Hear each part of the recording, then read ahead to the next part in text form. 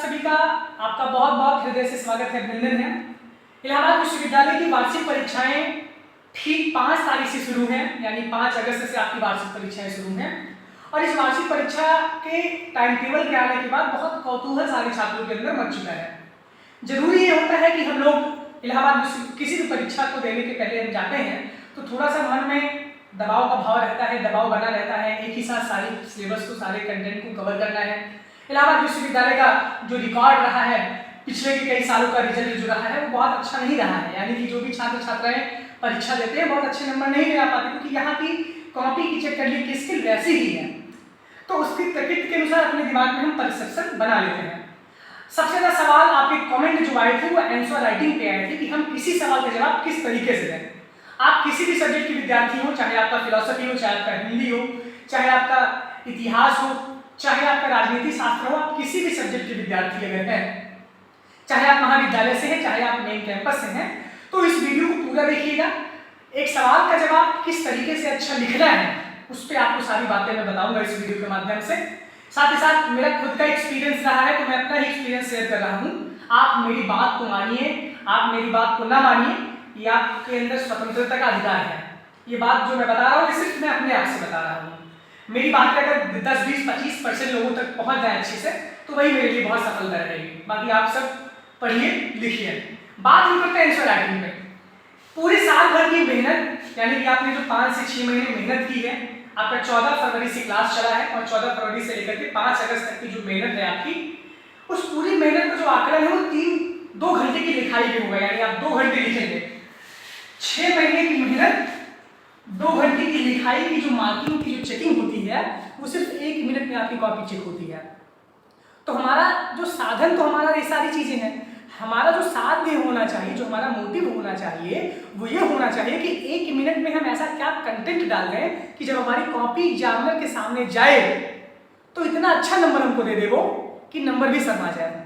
कोशिश यही रहती है। नंबर सबको अच्छा लाना जरूरी है, सब चाहते हैं उनका नंबर अच्छा है, लेकिन आता बहुत कम लोगों का है। सबसे बात यह है कि जब तक आप आंसर राइटिंग अच्छे से करेंगे नहीं, आप कितने भी बड़े विद्वान हो, अगर आप आंसर राइटिंग करना अच्छे से नहीं जानते, अगर आप अपनी चीज़ को अच्छी तरीके से रिप्रेजेंट नहीं कर पा रहे हैं, आपको नंबर कतई नहीं अच्छा मिल सकता। तो उसी से संबंधित जो भी चीज़ें मैं आपको बता रहा हूँ, ध्यान से सुनिएगा, पूरा वीडियो देखिएगा। 2 चीज़ें होती हैं, कंटेंट और दूसरा होता है प्रेजेंटेशन। आंसर राइटिंग में 2 चीज़ें होती हैं। बीए की परीक्षा पे विशेष तौर पे बातें हो रही हैं, यानी कि आप चाहे जिस भी विषय के विद्यार्थी हो, इसी पे टॉपिक की बात हो रही है। 2 चीज़ें होती हैं, एक होता है कंटेंट, दूसरा होता है प्रेजेंटेशन।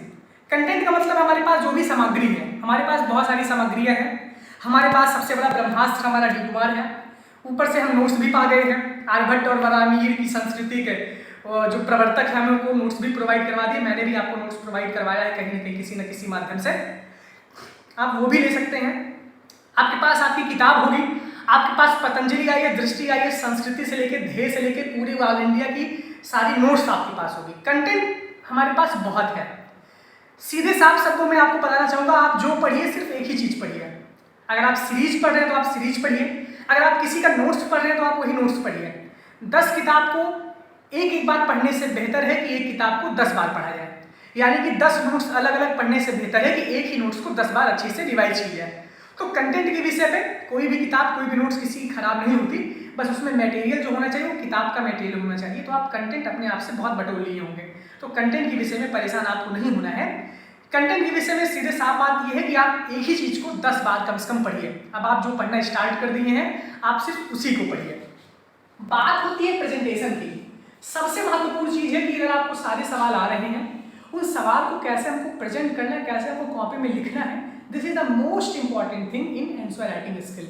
यानी कि कितने भी अच्छा टॉपर विद्यार्थी हो, कितना भी अच्छा मेधावी हो, अगर वो अपने सवाल को अच्छी तरीके से कॉपी में नहीं लिख पा रहा है तो वह उसकी सबसे बड़ी असफलता है। क्योंकि सिविल सर्विसेज के साथ साथ इलाहाबाद विश्वविद्यालय के बीए के एग्जाम में आंसर राइटिंग सबसे बड़ी भूमिका निभाता है, और जब तक आप कॉपी में अच्छा लिखेंगे नहीं तब तक आप अच्छा नंबर पाएंगे नहीं।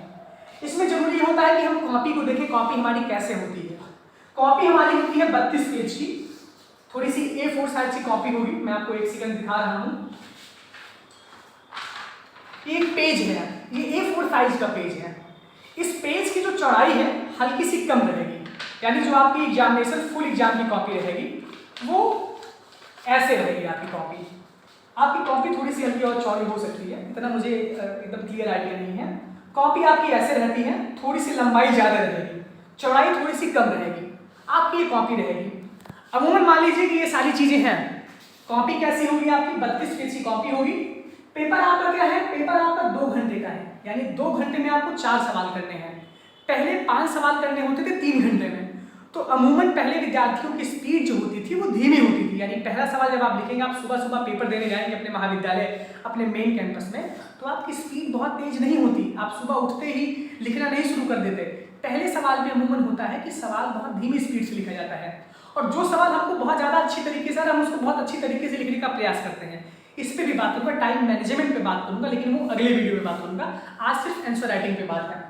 प्रेजेंटेशन हमारा कैसे होना चाहिए, बहुत ज़्यादा बढ़ा चढ़ा के नहीं बताऊंगा, सीमित शब्दों में बता रहा हूँ, आप समझदार इतना है।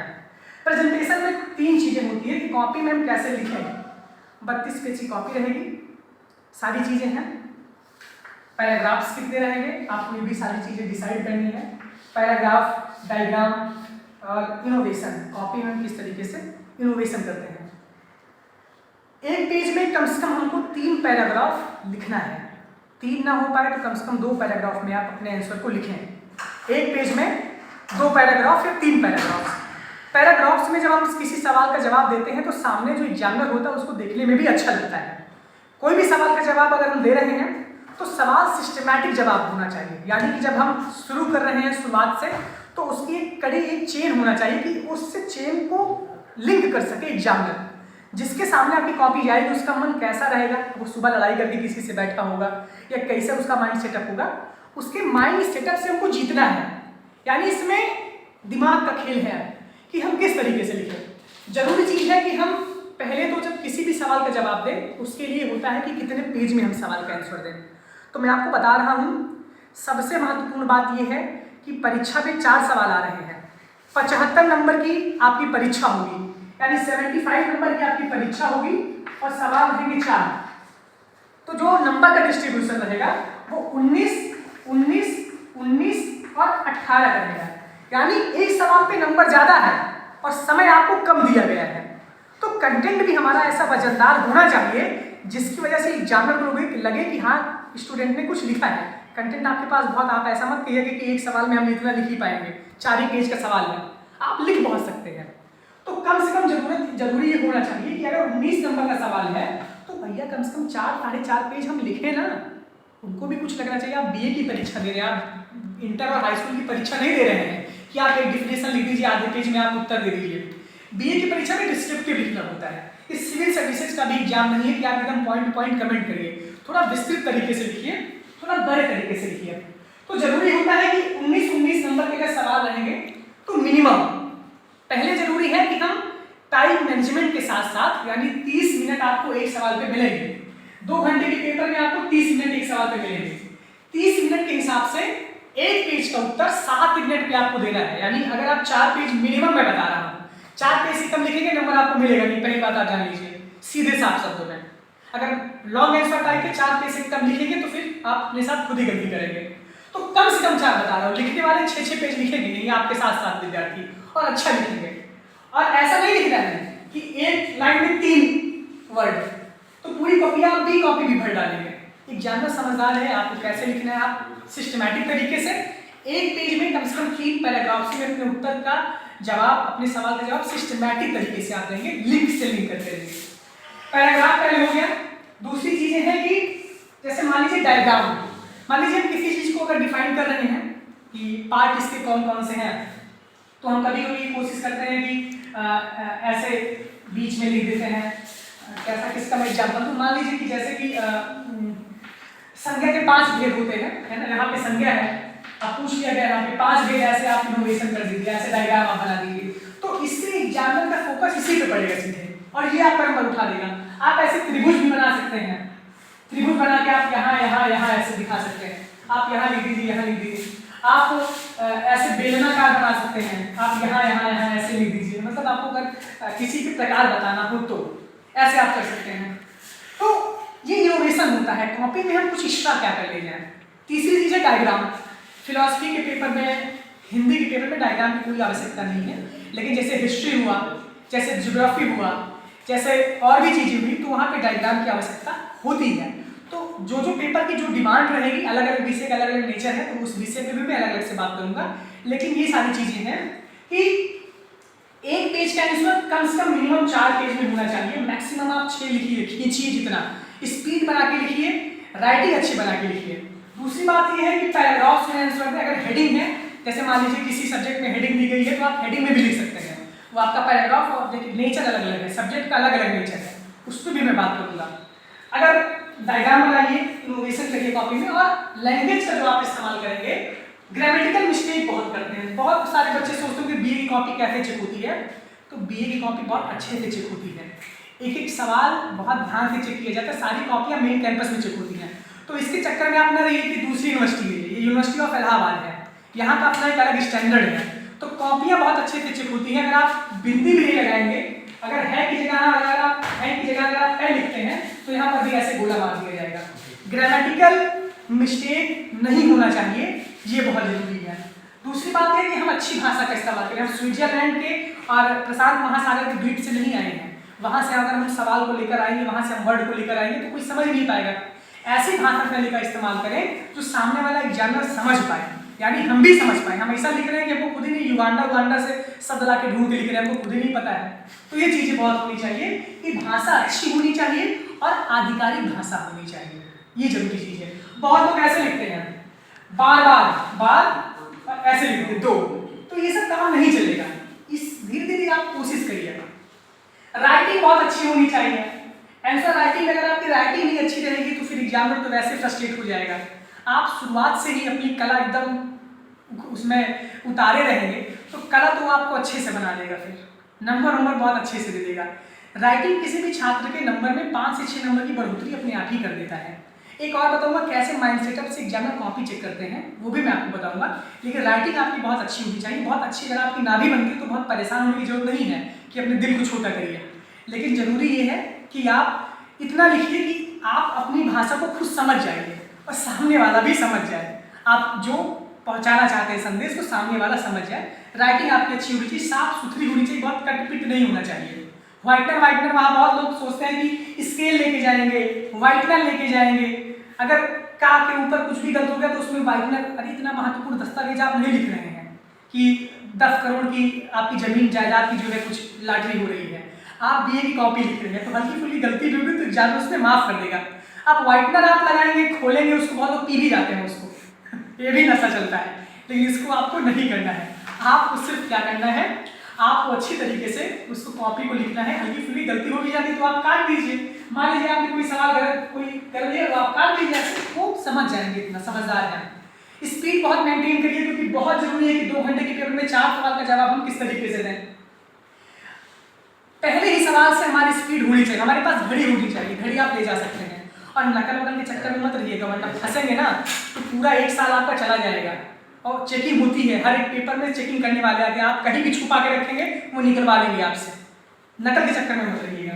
दूसरी बात यह है कि क्रिएटिव आइडिया, हमारा दिमाग बहुत तेज चलना चाहिए। सवाल 4 रहेंगे, आपको करने रहेंगे, आपके अंदर थॉट्स आने चाहिए। आप एक पैराग्राफ लिखिए, अगला पैराग्राफ क्या है आप उसको दिमाग में तुम्हारे बैठ जाना चाहिए। तो जरूरी ये है कि क्रिएटिव आइडिया हो, फास्ट हो, प्रोसेसिंग हमारे दिमाग का तेज से काम करे।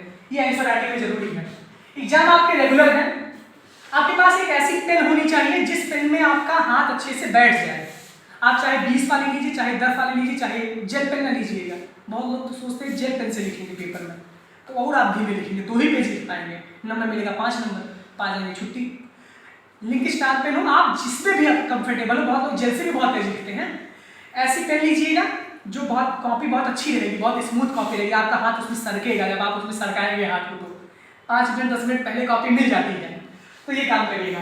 बहुत लोग कोशिश ये करते हैं कॉपी में जो है इधर भी लाइन पाड़ते हैं, उधर भी लाइन पाड़ते हैं, एग्जामिनर को बेवकूफ़ बनाने का प्रयास करते हैं।